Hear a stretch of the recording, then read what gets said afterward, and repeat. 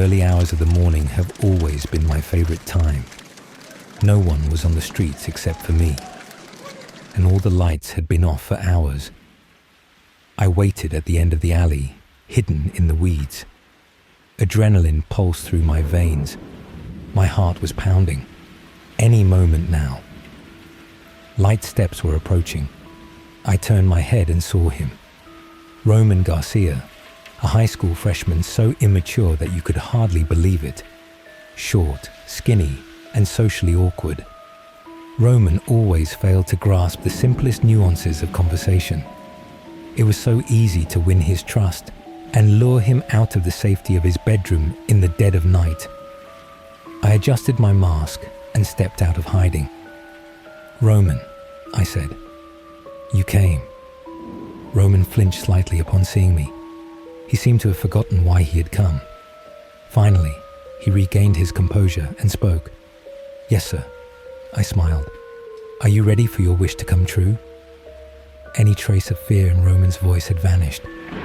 "Yes, sir, I am." "Okay," I said. "Now come with me." I put my arm around Roman's shoulder and led him along the bike paths and side streets to the only place that seemed to draw him in the most.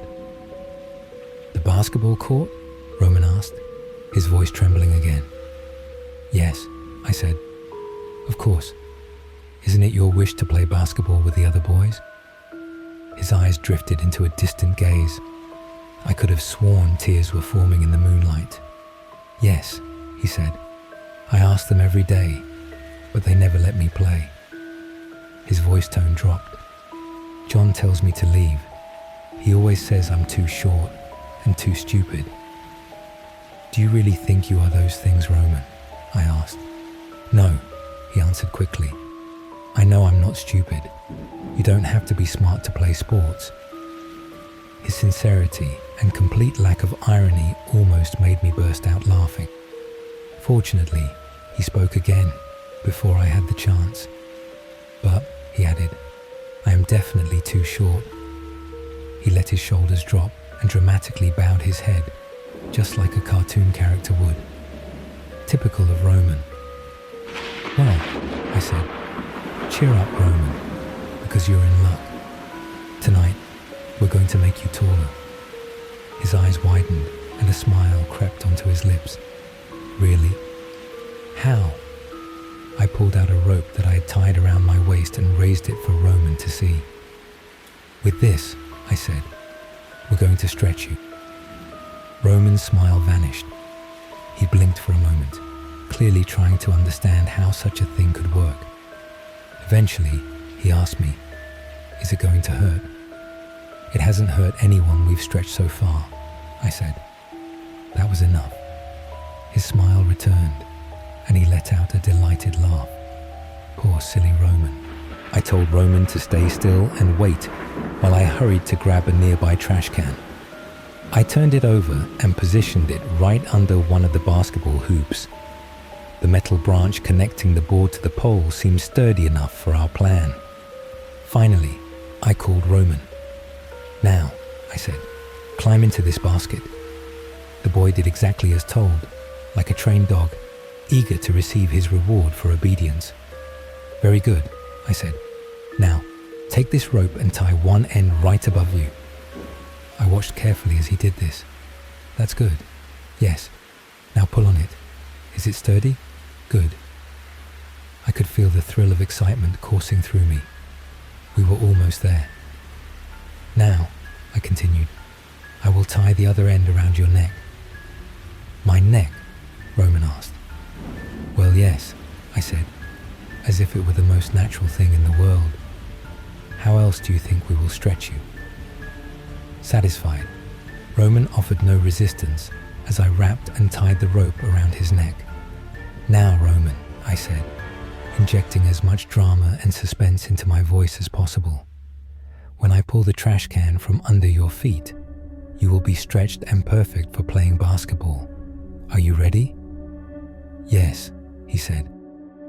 I could see he was trembling. It was time to act before he changed his mind. A swift kick sent the trash can flying. The rope tightened suddenly, A loud crack echoed in the empty basketball court, and then everything sank into silence. The next day, the whole city was in mourning. Poor Roman had committed suicide, they said. Why would he do such a thing? No one could understand. Roman, the silly little boy, who had only wished to be taller. They held a memorial service for him at the high school. The principal choked on his tears as he spoke to the students.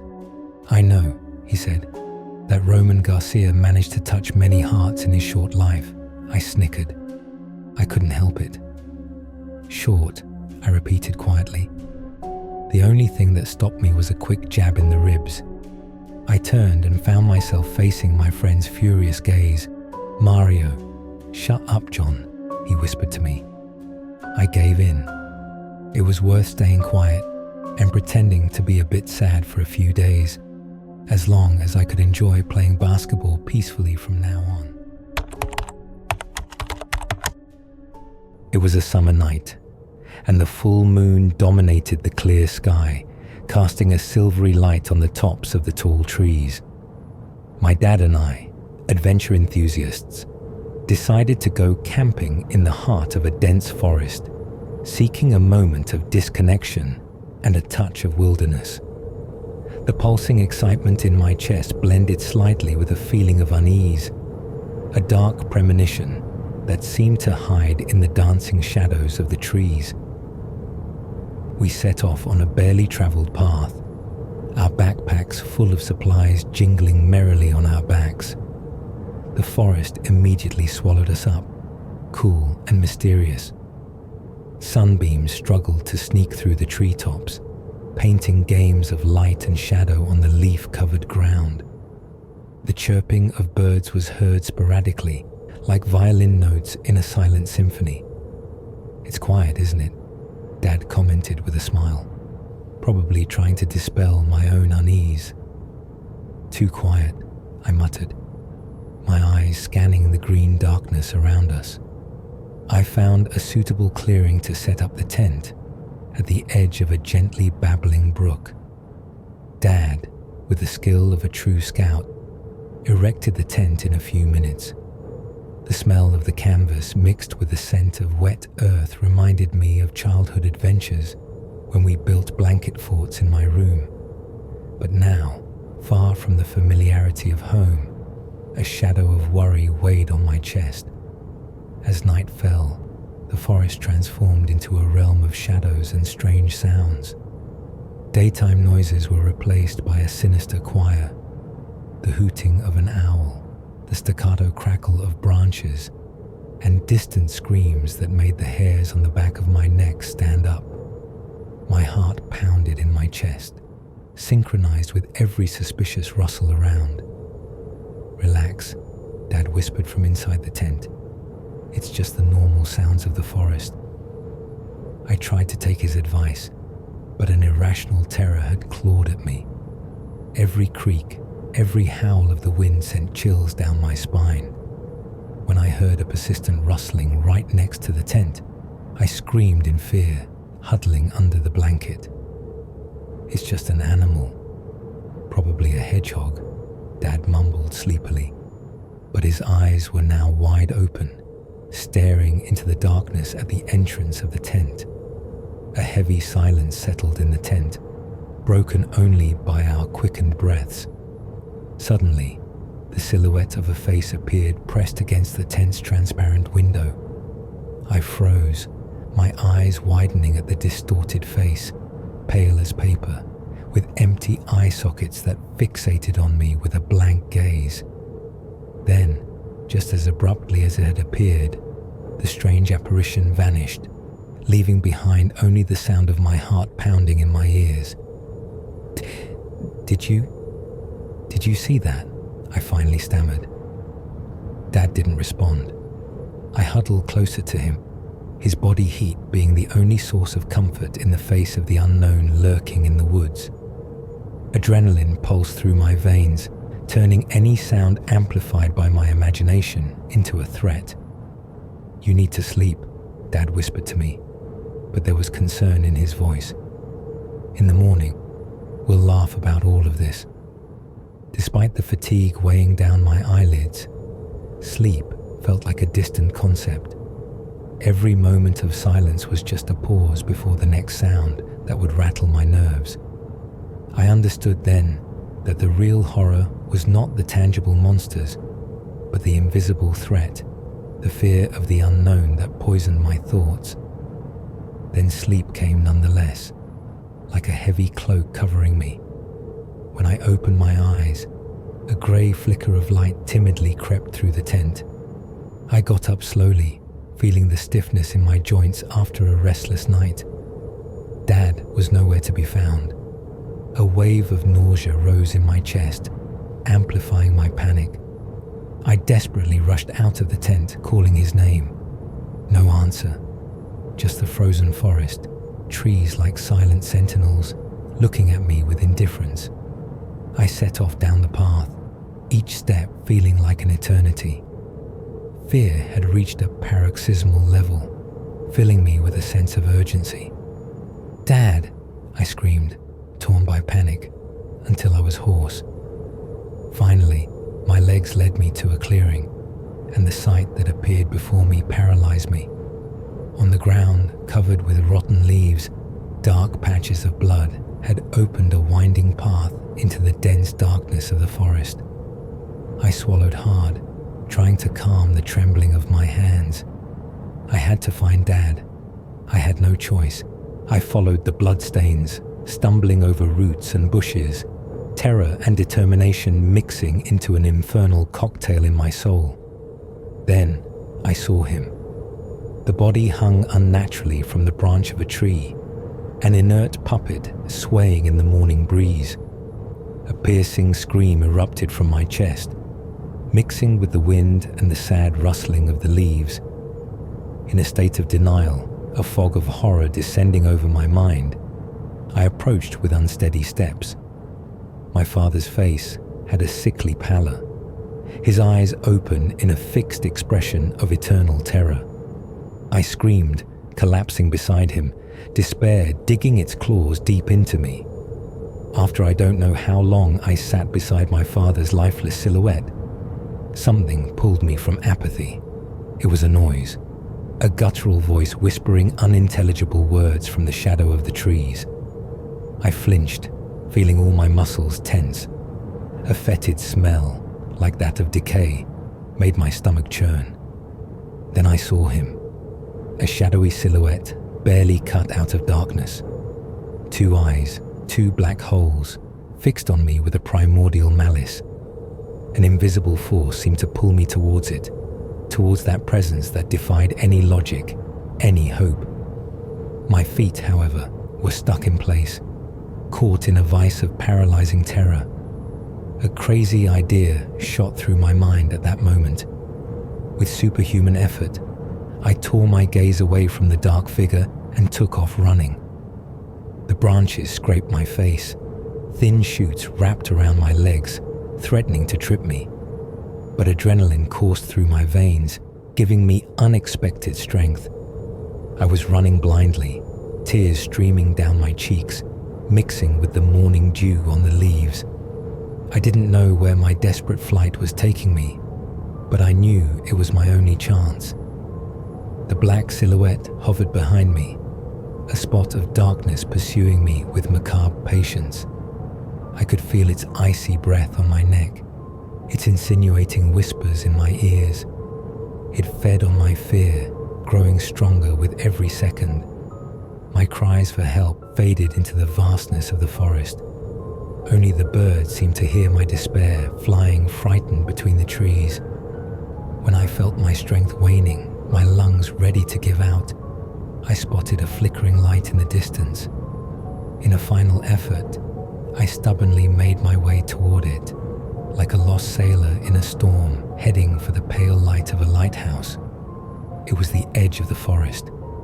Just a little more, and I would escape that green hell. But the dark silhouette seemed to quicken, gaining fresh strength, probably from my desperate desire to escape. At the last moment, when I felt the ground slipping from under my feet, I slipped. Cold hands like ice coiled around my neck, tightening with unimaginable force. The world swayed before my eyes, as if someone had delivered a powerful blow to the planet. My desperate gasps mixed with the horrifying gurgle of the creature behind me.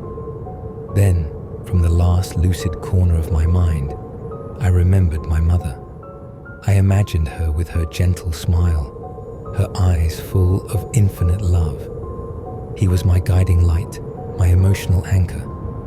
In that fateful moment, it was not hatred or anger that motivated me, but love.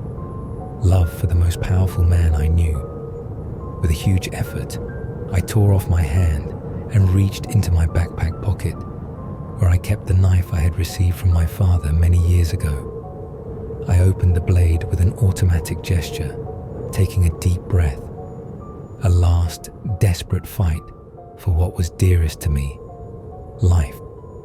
I twisted with a speed I didn't believe I was capable of and drove the knife into the chest of the dark silhouette. A sharp scream followed, causing the birds to rise, frightened, towards the sky, and the forest shuddered as if it had been shaken. The grip around my neck loosened, allowing me to cough painfully, gasping for air. When I dared to look up, the black form had vanished, leaving behind only a haze of smoke and a sulphurous scent. Tears mixed with sweat flooded my face. With the last remnants of strength, I crawled until I emerged from the shadow of the forest. I collapsed on a field bathed in sunlight, unable to articulate a sound. I do not know how long I lay there. Time seemed to flow in an unnatural way, marked only by the intermittent beats of my exhausted heart. Beyond the exhaustion that threatened to swallow me, a new sensation began to take shape. It was a glimmer of hope. I had survived. The darkness had not succeeded in overpowering me, and this bitter victory filled my ravaged soul with a strange feeling. Courage. Sirens were heard in the distance. The ambulances, police, and helicopters had arrived. It seemed they had discovered my father's body. I was interrogated, examined, treated with robotic kindness. But their words felt empty, unable to bridge the chasm within me, the evil that seemed to have taken root in that forest. I returned home to a suddenly dull and bleak world. The face of my father, his unclosed eyes, would haunt my nightmares for a long time. Therapy sessions followed, pitying looks, but nothing could repair what had fractured within me that terrifying night. However, a change occurred. The forest, once a place of fascination and adventure, had become a memory of absolute horrors. But now, when I look out the window and glimpse the darkness of the night, I am no longer paralyzed by helpless fear. I know that darkness exists. The monsters, whether real or just figments of imagination, are a part of the world. But from that experience, I learned the most important lesson. In the face of darkness, the only true weapon is the light that comes from within ourselves. Fear can be overwhelming, but courage is a choice. Hope is the slender thread that connects us to life. That night marked me forever, but it did not defeat me. And I have faith that by writing these words, putting my trauma and victory on paper, I can light a small flame in someone else's soul's darkness. For my story is not only about the horror in the forest, it is about the strength we find within ourselves when we believe we have no options left. It is about the fact that there is always hope. The father gave him a watch as a gift when he turned 10 years old. It was a simple grey plastic wristwatch. The only unusual thing was that the hands moved in the opposite direction, like a stopwatch. This is all the time you have left in this world, son. Use it wisely. And he really did. As the watch ticked away, the boy, now a man, lived life to the fullest. He climbed mountains, swam in oceans. He talked and laughed, lived and loved. He was never afraid, for he always knew how much time he had left. In the end, the watch began its final countdown. The old man started to reflect on everything he had done, everything he had created. 5. He toasted with his business partner, the man who had long been a good friend and advisor. The dog jumped into his lap, and the man thanked him for his companionship. 3. He embraced his son, thinking that he had been a good father. 2. He kissed his wife on the forehead for the last time. 1. The old man smiled and closed his eyes. Then nothing happened. The clock beeped once and stopped. The man opened his eyes and was still alive. You would have thought that at that moment he would have felt liberated and well. Instead, for the first time in his life, he felt scared.